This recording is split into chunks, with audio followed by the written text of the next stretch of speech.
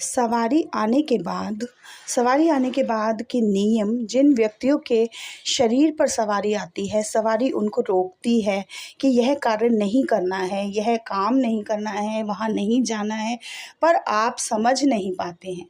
इन संकेतों को आप समझ नहीं पाते हैं, जिन कार्यों को सवारी करने से मना करती है, रोकती है, आप उन कार्यों को करते हैं तो आपकी सवारी आपको छोड़ के भी जा सकती है, आपके उसके वचन भी झूठे हो सकते हैं। तो आइए मैं कुछ संकेत आपको बताऊँगी। आपको ऐसे कुछ संकेत होते हैं जिनसे आपको पता चल जाएगा कि सवारी आपको किन-किन बातों के लिए रोक रही है, समझा रही है, पर आप समझ नहीं पा रहे हैं। जय जय महाकाली, मेरे चैनल में आपका स्वागत है। मैं आशा करती हूँ आप सभी अच्छे होंगे, स्वस्थ होंगे। अगर आपने अभी तक मेरे चैनल को लाइक और सब्सक्राइब नहीं किया है तो कृपा करके कर दीजिए, ताकि माता काली के बारे में मैं आपको और अच्छी जानकारियाँ दे सकूँ। देखिए, जानकारियाँ तो मैं आपको दे रही हूँ, पर समझना आपको है। अगर आपको किसी भी बात पर कोई भी वीडियो आपको समझ में नहीं आता है तो आप मुझे कमेंट कीजिए, मैं उस पर दोबारा से वीडियो बनाऊँगी और आप पर्सनली आपको उन कमेंट्स का जवाब भी दूँगी, ताकि आपको अच्छे से समझ आए। मेरी सिर्फ़ मैं यही चाहती हूँ कि आपको अच्छे से समझ आए। और माता काली बहुत ही प्यारी देवी हैं, बहुत ही अच्छी, दयालु और माँ हैं वह हमारी। आप जितना आप उनसे डरते हैं, मैं उनको यही चाहती हूँ मैं आपको कि आप उनके ज़्यादा से ज़्यादा करीब जाएँ, माँ को देखें, पहचानें, माँ के विकराल रूप को ना देखें, माँ से डरे नहीं बिल्कुल भी। तो मैं आशा करती हूँ आपको मेरी जानकारियाँ अच्छी लगती होंगी। तो कृपा करके अगर आपको मेरी जानकारियाँ अच्छी लगती हैं तो लाइक कीजिए, सब्सक्राइब कीजिए और बेल आइकन को दबाइए, ताकि सारी वीडियो आप तक पहुँच सके।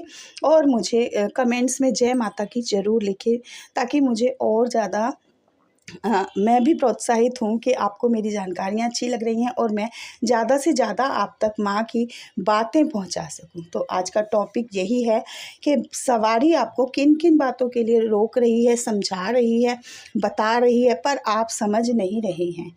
तो अब बात करते हैं। देखिए, आपको ये पता नहीं चल रहा है कि आपके ऊपर सवारी आ रही है। सवारी के कुछ नियम होते हैं।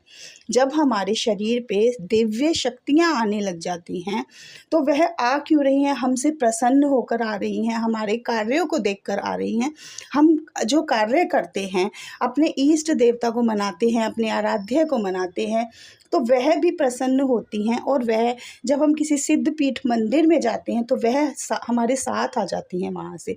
अब वो आ क्यों रही हैं? इसलिए आ रही हैं क्योंकि वह चाहती हैं कि जैसे आप अपने इष्ट देवता की पूजा कर रहे हैं, तो वह भी आपके साथ उनकी और ज़्यादा पूजा कर सकें, भक्ति कर सकें। क्योंकि जो सवारी है, वह अगर आपको नहीं पता है कि सवारी क्या होती है, तो आप मेरे और वीडियो में, जो सारे वीडियो हैं, उसमें आपको पता चल जाएगा कि सवारी क्या होती है। जब आप समझ जाएंगे सवारी क्या होती है, तभी आप सवारी के नियम भी समझ पाएंगे। तो आपको क्या करना है, जिनके शरीर पर सवारी आती है, वह व्यक्ति एक आम व्यक्ति नहीं होता है, वह आम व्यक्तियों से अलग होता है। सवारी वाला व्यक्ति आम लोगों से अलग होता है। आम जो कार्य लोग करते हैं वह वो नहीं कर सकता है एक तरह से, क्योंकि देखिए उसके अंदर दिव्य शक्तियाँ आने लगी हैं, विराजमान हो गई हैं, और वह हर समय भी आपके शरीर में रहती हैं। तो इसलिए आपको अनैतिक कार्य है, जो निंदनीय कार्य है, या फिर ऐसे कुछ कार्य हैं जो हमें खुद ही ऐसा लगता है कि नहीं, एक बार हमारे दिल में आवाज़ ज़रूर आती है कि ये कार्य सही नहीं है, ये काम नहीं करना है, और आप उसके बाद भी वह कार्य करते हैं, तो वह कार्य आपकी सवारी को पसंद नहीं आता है। क्योंकि ये संकेत भी आपको आपकी सवारी ने ही दिया है कि ये कार्य नहीं करना है। कभी ना कभी हमेशा आपके मन में एक आवाज़ एक बार ज़रूर आती है कि अगर वह कार्य सही होगा तो कोई आवाज़ नहीं भी आएगी, लेकिन जो अगर गलत कार्य है तो ज़रूर आपके मन में एक आवाज़ आती है। तो उस आवाज़ को आप पहचानिए। साल में कम से कम 1 बार, 2 बारी आप गंगा स्नान कीजिए, स्वच्छ नदियों में स्नान कीजिए। गंगा है, जमुना है, तीर्थ यात्रा है, वहाँ पे स्नान ज़रूर कीजिए। इससे हमारे शरीर की शुद्धि होती है, हमारे मन की शुद्धि होती है। अच्छे लोगों की संगत में रहना चाहिए आपको, अच्छे लोगों के संगत में रहिए। मलिनता से रहने वाले लोगों के साथ से बचें। मलिनता, जो जैसे बेकार गंदे लोग हैं, गलत संगत है, उनसे आपको बचना है और मर्यादा का पालन करना है। मर्यादा मतलब आपको किसी बहन बेटी के लिए गलत नहीं बोलना है, गलत निगाह से नहीं देखना है, सबके लिए अच्छी भाषा का प्रयोग करना है, बहन बेटी माँ। और ये आप इन नियमों को आपको अपनाना पड़ेगा, किसी के लिए भी गलत धारणा आपके मन में नहीं आएगी, क्योंकि अगर आप ऐसा सोचते हैं तो आपकी सवारी आपसे नाराज़ हो जाती है, क्योंकि आपको मर्यादा का पालन करना बहुत ही ज़रूरी है।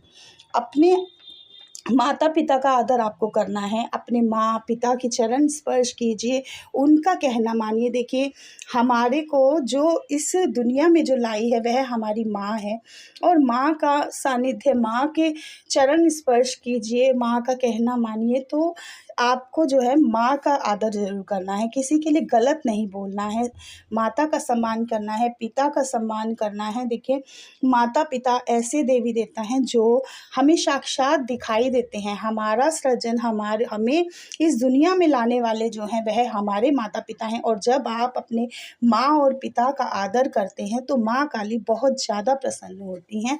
इसलिए आपको अपने माँ पिता को बहुत ज़्यादा सम्मान देना है, प्यार करना है, और उनसे किसी भी तरह का उनको अपशब्द नहीं बोलने हैं। तो आपकी सवारी आपसे हमेशा ही खुश रहेगी, प्रसन्न रहेगी, आपके घर में सदा सदैव के लिए वह विराजमान रहेगी, अपने वचनों को झूठा भी नहीं करेगी।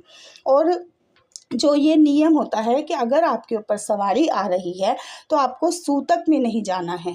सूतक मतलब मृत्यु जब हो जाती है, जिस घर में मृत्यु हो जाती है उस घर का खाना पीना भी आप नहीं खा सकते हैं, क्योंकि वहाँ पर मृत्यु हो गई है और उसे सूतक बोलते हैं। अब पातक का भी आपको घर में खाना नहीं खाना है, उसके घर नहीं जाना है, पानी नहीं पीना है, क्योंकि पातक माने जब बच्चा पैदा हो जाता है तब भी घर में सोबड़ आ जाती है, तो उसमें भी आपको उसके घर का पानी अन्न नहीं खाना है, क्योंकि आपके अंदर देवी शक्तियाँ विराजमान हैं।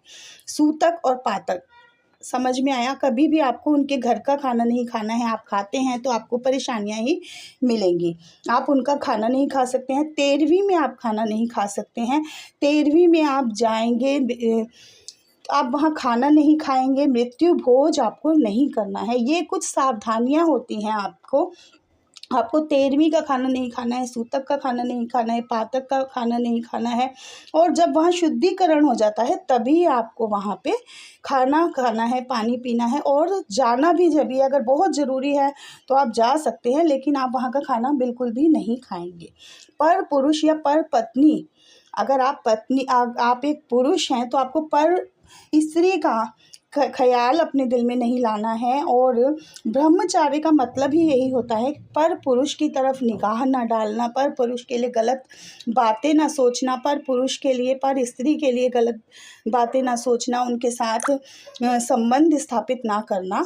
तो ये आपको ध्यान बहुत ज़्यादा रखना है। ब्रह्मचार्य का यही मतलब होता है, पूर्ण मतलब यही होता है ब्रह्मचार्य। देखिए, ब्रह्मचार्य का पालन आप नहीं कर सकते हैं, क्योंकि हम एक गृहस्थ जीवन में हैं, और अपनी स्त्री अपने हस्बैंड के साथ, अपनी वाइफ के साथ हमें रिलेशन में रहना ही पड़ेगा, क्योंकि ये हमारी जिम्मेदारी है। आप मेरी बातों को अच्छे से समझ गए होंगे, तो मैं आशा करती हूँ। जय माँ काली।